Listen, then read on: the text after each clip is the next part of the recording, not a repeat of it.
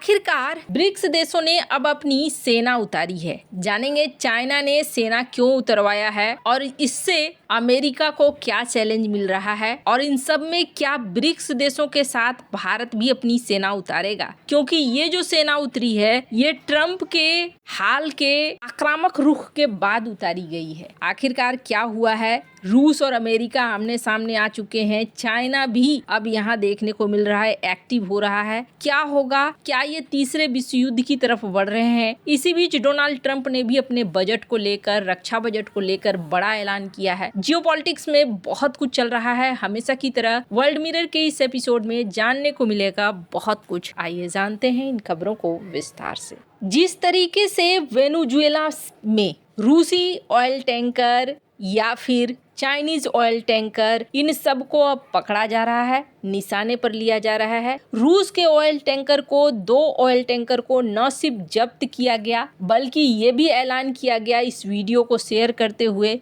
कि हम अपने ब्लॉकेड को बनाए रखेंगे। अब रूस इससे तिलमिलाया हुआ तो जरूर है, क्योंकि रूस के सबमरीन और युद्धपोत के भेजे जाने के बावजूद अमेरिका ने रूसी तेल टैंकरों को जब्त किया। पुतिन के जो समर्थक हैं वो इसे अमेरिका का दुस्साहस बता रहे हैं। अमेरिका ने वेनेजुएला से रूसी झंडे वाले टैंकर को जब्त कर लिया, जिसके बाद मॉस्को के कई अधिकारी तो ये कह रहे हैं कि अमेरिका के ऊपर न्यूक्लियर कार्रवाई कर देनी चाहिए। रूस के राष्ट्रपति व्लादिमीर पुतिन के करीबी समर्थक हैं एलेक्सी जुरालोव, जो रूसी स्टेट ड्यूमा की रक्षा समिति के पहले डिप्टी हेड हैं। उन्होंने अमेरिका को बड़े जोरदार अंदाज में धमकाया। इन्होंने कहा कि वेनेजुएला के राष्ट्रपति निकोलस मादुरो की गिरफ्तारी करने के बाद अमेरिका उत्साहित है और हमें जवाब देना होगा। टॉर्पीडो से हमला करे या कुछ अमेरिकी नावों को डुबो दे। रूसी अधिकारी ने तेल टैंकर को जब्त किए जाने के वाक्यों को समुद्री डकैती बताया। उन्होंने कहा कि ये असल में रूसी क्षेत्र पर हमले जैसा है, क्योंकि टैंकर पर हमारा राष्ट्रीय झंडा लगा हुआ था। एलेक्सी ने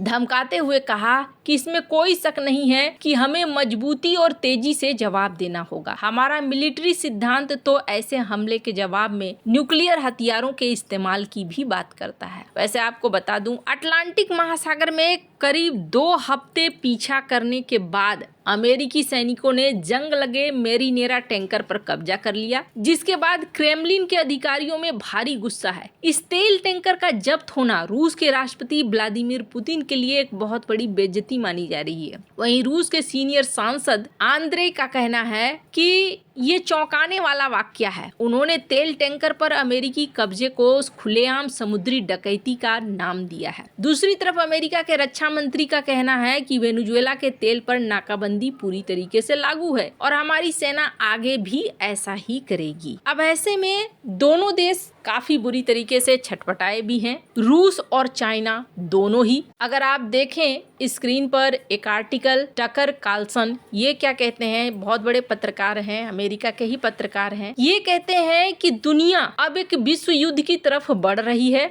खास करके अमेरिका विश्व युद्ध की तरफ बढ़ रहा है और ये सारे साइन दिखला रहे हैं कि एक बड़ा युद्ध जल्द ही होने वाला है। अब इसका एक एग्जाम्पल देखिए, अभी पहली बार ये देखने को मिल रहा है कि साउथ अफ्रीका में चीनी सेना निकल चुकी है और चीनी नौसेना दक्षिण अफ्रीका पहुंच रही है। कहा जा रहा है कि ब्रिक्स देशों के लिए ये पहली बार ऐसा है कि इतने बड़े लेवल पर सैन्य अभ्यास किया जाएगा। इस अभ्यास का नाम विल फॉर पीस 2026 रखा गया है, जो पहले एक्सरसाइज मोसी के नाम से जाना जाता था। यह अभ्यास 9 जनवरी से 16 जनवरी 2026 तक दक्षिण अफ्रीका के तटीय जलों पे होगा और ये अभ्यास चाइना के लीडरशिप में हो रहा है। इसका थीम है शिपिंग और समुद्री आर्थिक गतिविधियों की सुरक्षा सुनिश्चित करने के लिए संयुक्त रूप से कार्रवाई करना। अब इसमें कौन कौन से देश हैं जो भाग ले रहे हैं? मुख्य रूप से चाइना, रूस, दक्षिण अफ्रीका,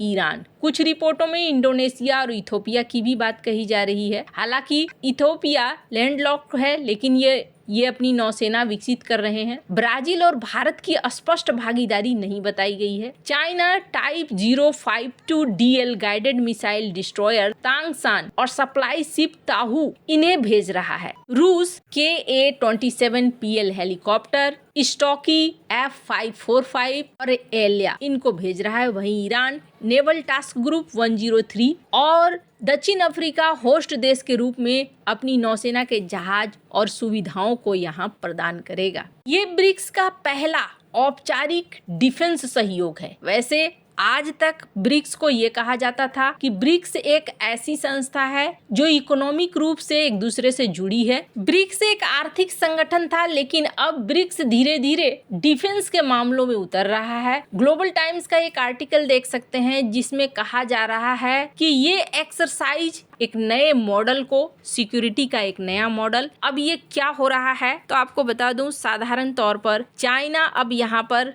हाथ में ले रहा है सिक्योरिटी को। नाटो अगर आता है चाइना के खिलाफ में तो चाइना उसे उत्तर दे सके। और अभी का सीन ऐसा हो रहा है कि जो जो देश इसे ज्वाइन कर रहे हैं उन सारे देशों को आप देखोगे इस वक्त जरूरत है एक साथ आने की। जैसे इसमें से चाइना को अगर देखें आप तो चाइना को घेरने के लिए डोनाल्ड ट्रंप का प्लान है वेनेजुएला और ईरान। ईरान कभी भी इसके ऊपर एक्शन हो सकता है, ईरान को भी इस वक्त सहयोग की जरूरत है। और रूस को एक तरीके से डोनाल्ड ट्रंप की सरकार ने ये बता दिया है कि भाई हम तुमसे भी भिड़ने को तैयार है। तो डोनाल्ड ट्रंप इस वक्त एक किंग की तरह पेश आ रहे हैं और अपनी मिलिट्री में भी वो अच्छा खासा खर्च कर रहे हैं। इस बार के बजट को लेकर उन्होंने एक खास ऐलान किया है। स्क्रीन इस ट्वीट को देख सकते हैं आप, जिस ट्वीट में कहा गया कि हमारा पहले का बजट $1 ट्रिलियन का था, लेकिन अब $1.5 ट्रिलियन हो जाएगा। ऐसा इसलिए कि मैंने टैरिफ से खूब पैसे कमाए हैं और अब हम लोग एक ऐसी सेना बनाएंगे